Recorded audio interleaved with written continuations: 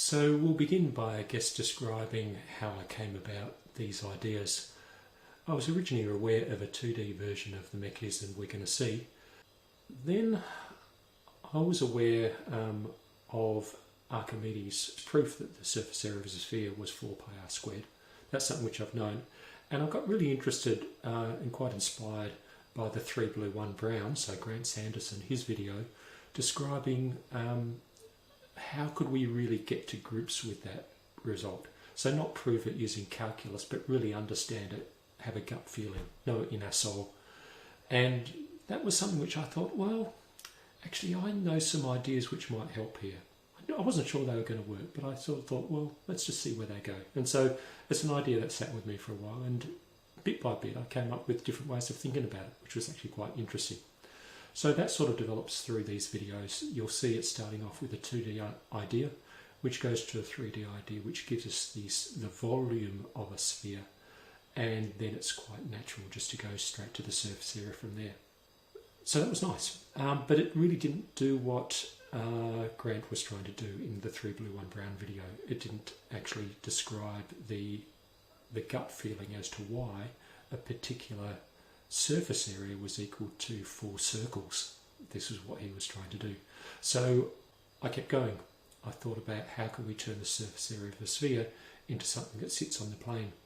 I took some inspiration from Archimedes. I came up with a nice way of deriving what I call Archimedes invariant, the idea that certain slices of the sphere, you can say what the surface area of each slice was.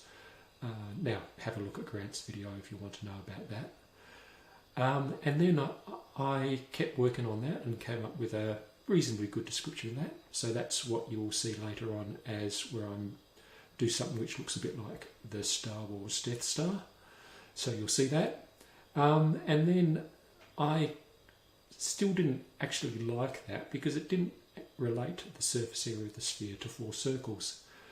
And so I kept going, and eventually I discovered something which is related to our model here, which is a thing we call the